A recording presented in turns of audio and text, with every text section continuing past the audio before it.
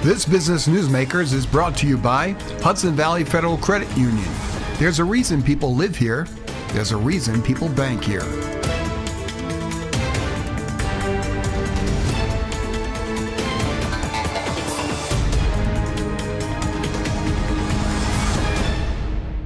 Hey everyone, Frank DeRaffele here, and welcome to this week's Business Newsmakers. We have Joe Quitoni here from Joe Q's Auto Body. And Joe, thanks for being with us today. Thank you, Frank. Well, it's great to have you here. So give us a little history, Joe. I mean, I know Joe Q's been around for over like 35 years or more. So give us a little history of how did this even come about? How did you first get started? How did you get interested even in the car industry? Well, it goes back, I took auto body and trade school, not because I wanted to be a body man, but we were actually in the rodeo business. And my father had a lot of trucks and trailers and things, panels that were made out of steel. So I took up welding and auto body because everything needed to be fixed and painted. And then 1976, I graduated high school and started working for a local body shop. And at that point, I moved on to a second shop because I was just getting married. I took this job on for security, you know, all the things that we take a job for. And, except it was a Lincoln Mercury dealership in Wappingers. And Jennings Lincoln Mercury in 1979, when the gas crunch hit, well, that was the end of the dealership. Then I moved up into Poughkeepsie, not knowing anyone or really never even been to Poughkeepsie.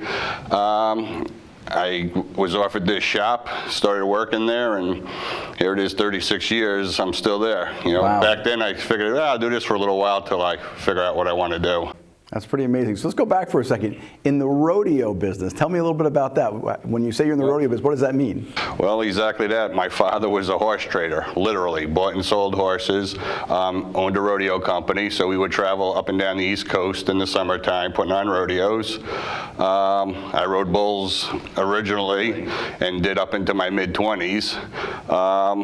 Unfortunately, my father had rheumatic fever when he was a kid and passed away 2 weeks before I graduated high school. So we finished out the year of contracts, and then my mom sold everything, and I was kind of just thrown into the auto body business. Wow, but riding bulls, well, that's an abusive sport. I mean, what was that like? It was pretty, you know, a lot of people say it was crazy, but when you grow up in something, it's just normal to you.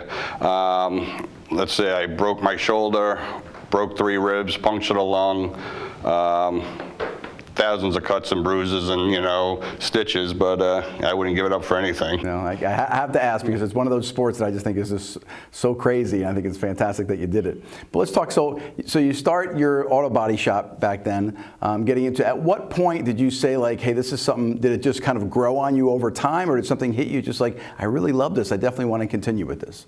Well, like all kids, back in the 60s and 70s when the muscle cars were so big, as a little kid, I just, you know, loved the race cars, the hot rods, you know. So my first car, you know, you have no money, but you got chrome wheels and a loud muffler. And it just grew from there. I really wanted to do custom work, and that's basically what I did early on. But, you know, as your family does grow, you need to make money. And that's how we got into the collision business, and it's just grown from there. And now it's kind of coming full circle because at this point, we're going back into doing a lot of restoration work, really high-end restoration work. And, you know, the collision work has always been there, so we continuously do that. We're actually working on 3rd generation kids' cars, which is really making me feel old at this point. But it's been really good. I mean, we started with $500 in a toolbox, so everything I have has come from this business. So, you know, I'm really happy for it. That's pretty amazing. So when you talk about the collision business, what do you think are the most important things are for people to know when they get in an accident, bang up their car? What's the most important thing for them to know in terms of making sure that they're taken care of in the best way? First thing I always tell my customers today with the cell phones, as soon as you're in an accident, get out your cell phone, take pictures of the scene. Take pictures of the people that are in the car and the way the accident happened. The next thing is you want a reputable shop. I mean, today a lot of insurance companies tell you to go to their particular shop, which I'm not against. The problem is that when you go to the insurance company's shop, you're aligned with them. In other words, that body shop is working for that company, and they have a deal, obviously to save the insurance company money. So I feel that it kind of puts the customer at a disadvantage because they're going to do things to save the company money that another shop like myself wouldn't. I work with every single insurance company in the country, and we have good rapport with them because they know when they pay me to do something, we're going to do it. We don't shortcut to save them a couple dollars because ultimately I give everybody a lifetime warranty. The last thing I always say to everybody is when they leave is, if there's something wrong or you're not happy with something, please give me a call. If I don't hear from you, I expect you're happy. So we're always putting ourselves out there to make sure we're doing the right thing for the customer. It's not in my advantage to worry about the insurance company. They're there just to pay the bill. Okay, that's good to know though, because it sounds like, theoretically what could be happening if the insurance company is sending you somewhere that there's almost like a conflict of interest that can go in there, the customer's not first. That's exactly what happens. And I'm not saying there's a lot of good shops that do direct repair work. But yes, you're putting the insurance company first, or you're saying, well, they're guaranteeing me 50 cars a week. If I shortcut this here, or if this guy's not particularly happy, does it matter? Okay. See, with me it matters because the only way we get work is referral work. So I got to make sure you're happy so that you send your other friends and family to me. Okay.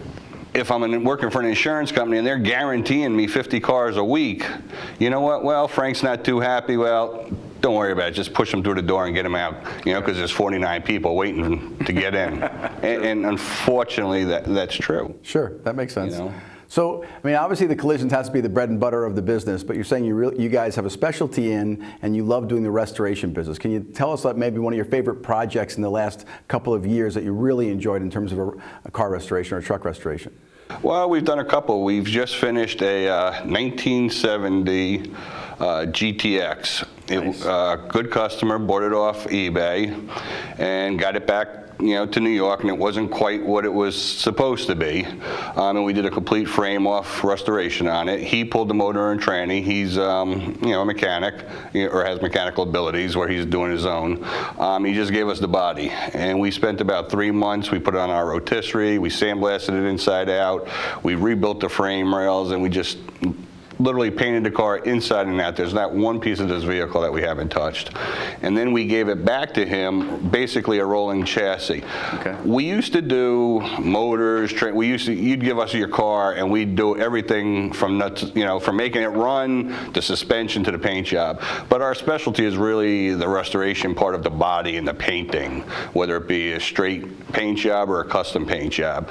So what we do now is the customers we've been dealing with, about the last 5 that we have done, all have had the mechanics done somewhere else. So in other words, they bring us the cars.